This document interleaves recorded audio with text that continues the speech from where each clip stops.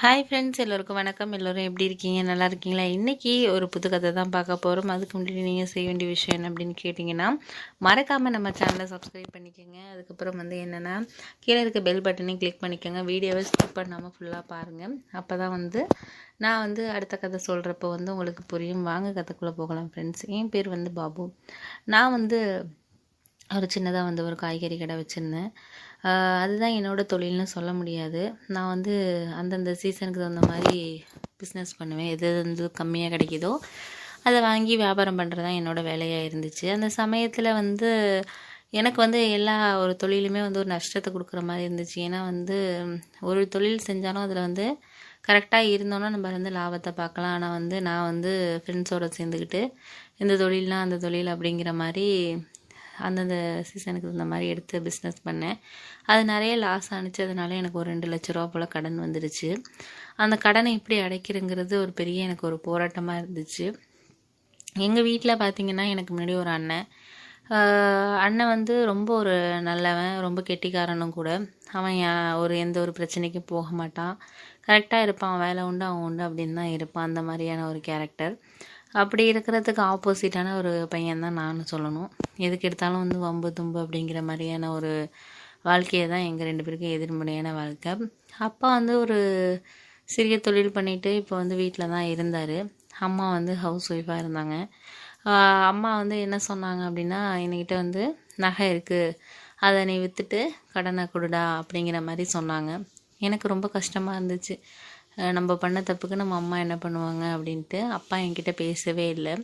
அது ரொம்ப மன வருத்தத்தை இருந்துச்சு. ஆனால் அண்ணன் மட்டும், நீ இனிமேனாச்சும் கொஞ்சம் திருந்துடா, எவ்வளோ பிரச்சனைகள் உன்னால் வந்துடுச்சு, இருந்தாலும் நீ திருந்துட வழியை பாரு அப்படிங்கிற மாதிரி அட்வைஸ் பண்ணான்.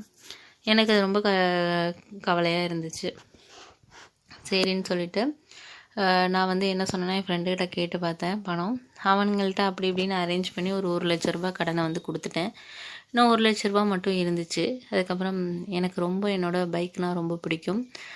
அதை நான் ஒரு சம்பாரித்த காலத்தில் வாங்கினது. அதை 1 லட்ச ரூபாய்க்கு விற்றுட்டு என்னோடய கடனை நான் ஃபுல்லாக முடிச்சிட்டேன். ஏன் எங்கள் அம்மாவோட நகையை வாங்கலைன்னா, அது எங்கள் அம்மாவோட அம்மா, அதாவது பாட்டி அவங்களுக்கு கொடுத்த நகை. அதை அவங்க கொஞ்சம் வயசாகிற வரைக்கும் போட்டுக்கணும் பண்ணணுங்கிற ஒரு எண்ணம் எப்போதுமே கழுத்தில் போட்டுக்கணும்னு நினைப்பாங்க. அதனால் அவங்கக்கிட்ட வாங்குறதுக்கு எனக்கு மனசு இல்லை. இப்போ வெள்ளிக்கடன்னு பார்த்தா ஒரு 1 லட்ச ரூபாய் இருந்துச்சு. அது எப்படி கொடுக்குறங்கிறது ஒரு இதுலேயே தான் எனக்கு சிந்தனையே தான் இருந்துக்கிட்டு இருந்துச்சு. அந்த சமயத்தில் என்னோட ரொம்ப ஒரு ஸ்கூல் படித்த காலத்தில் உள்ள ஒரு ஃப்ரெண்டு, அவன் என்னோட 10th வரைக்கும் படித்தான். அதுக்கப்புறம் அவங்க ஃபேமிலி வெளியூரோடு போனதுனால அவன் காண்டாக்ட் இல்லாமல் தான் இருந்தான். அந்த சமயத்தில் நான் ஒரு வேலை விஷயமா பக்கத்தில் உள்ள ஊருக்கு போகிறப்ப வண்டியில் அவனை பார்த்தேன். காரில் சூப்பராக ஹேண்ட்ஸமாக இருந்தான். எனக்கு ரொம்ப ஒரு மாதிரி இருந்துச்சு. என்னடா ஸ்கூல் படிக்கிற டைமில் ரொம்ப ஆள் ரொம்ப சுமாராக தான் இருப்பான் நம்மளோட, ஆனால் இப்போ ஆள் பார்த்தா எவ்வளோ ஒரு இதாக இருக்கான், ஹேண்ட்ஸமாக இருக்கான் அப்படிங்கிற மாதிரி எனக்கு தோணுச்சு. சரி அப்படின்னு சொல்லிட்டு அவனாக தான் இருக்குமா என்னன்னே எனக்கு டவுட்டாக இருந்துச்சு. நான் என்ன பண்ணேன்னா, சரி யாருன்னு கேட்போமா அவன்கிட்ட, நம்ம கேட்டால் ஏதாச்சும் நினச்சிக்கோணும் அப்படிங்கிற மாதிரி ஒரு தயக்கத்துலேயே அவனையே பார்த்துக்கிட்டு கொஞ்சம் எட்டியே நின்றுட்டு இருந்தேன். உடனே அவன் அவனாவே நீ பாபு தானடா அப்படிங்கிற மாதிரி பேசினான். அப்போ தான் சரி ஓகே இவன் தான் அப்படிங்கிறது எனக்கு கன்ஃபார்ம் ஆணுச்சு. எப்படி இருக்கடா மச்சான், நல்லா இருக்கியா, வீட்டில் எல்லோரும் எப்படி இருக்காங்க, எப்படி போகுது லைஃப் எல்லாம் பேசிக்கிட்டு இருந்தான். வாடா சாப்பிட்லாம் அப்படின்னு சொல்லிட்டு பக்கத்தில் இருக்க ஒரு கூல்ட்ரிங்க்ஸ் கடைக்கு அழைச்சிட்டு போனான்.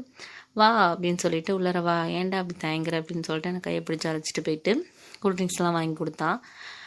நான் சொன்னேன், என்னடா மச்சான் செம சேஞ்சஸ் ஆகிருக்க, ரொம்ப ஓரளவு நல்லா ரிச்சாக இருக்க அப்படிங்கிற மாதிரி நான் அவன்கிட்ட சொன்னேன். அது ஒன்றும் இல்லை மச்சான், நான் உனக்கே தெரியும் என் ஃபேமிலி உன் ஃபேமிலி மாதிரி தான். நான் ஒரு 2 வருஷம் வெளிநாட்டில் போயிட்டு வேலை பார்த்தேன். அதில் கொஞ்சம் பணம் வச்சுக்கிட்டு இப்போ ஹோட்டல் பிஸ்னஸ் பண்ணிகிட்ருக்கேன்டா, நல்ல ஒரு அளவு போயிட்டுருக்கு. அதுதான் என்னோடய மாற்றத்துக்கு காரணம். நான் சம்பாதிச்ச காசெல்லாம் ஒரு ஹோட்டலில் போட்டு அந்த பிஸ்னஸை நல்லபடியாக பண்ணிகிட்ருக்கேன், ரன் பண்ணிகிட்ருக்கேன் அப்படின்னு சொன்னான். எனக்கு ரொம்ப கஷ்டமாயிட்டு. நம்ம பண்ணுற எல்லா தொழிலுமே நஷ்டத்தில் போனதுனால தான் நம்ம இந்த நிலமையில் இருக்கோம். அப்புறம் அவன் என்ன கேட்டான்னா, நீ என்ன பண்ணிகிட்ருக்க அப்படிங்கிற மாதிரி தான் கேட்டான்.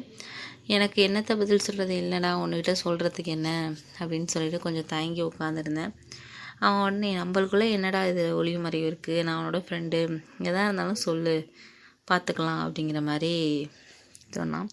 சரி ஓகே அப்படின்னு சொல்லிட்டு, இவன்கிட்ட சொல்கிறதுக்கு என்ன வெக்கம் இருக்குது அப்படின்னு சொல்லிட்டு நானும் சொன்னேன். அதுக்கப்புறம் நான் எல்லா பிஸ்னஸும் பண்ணிட்டேன்டா, எல்லாமே லாஸில் தான் இருக்குது, ஒன்றும் சரிப்பட்டு வரல, என்ன பண்ணுறதுனே தெரியல, வீட்லேயும் ரொம்ப வந்து எனக்கு கஷ்டமாக இருக்குது, என்னால் ரொம்ப அவங்க வேதனைப்படுறாங்க, வருத்தப்படுறாங்க, என்ன பண்ணுறதுனே எனக்கு தெரியலடா அப்படிங்கிற மாதிரி சொன்னேன். சரி ஓகே வெயிட் பண்ணு அப்படின்னு சொல்லிட்டு அவன் நான் போயிட்டு இந்த கூல்ட்ரிங்க்ஸ் குடித்ததுக்கு வந்து காசு கொடுத்துட்டு வந்தான். சரி வாடா காரில் ஏறு அப்படின்னு சொன்னான்.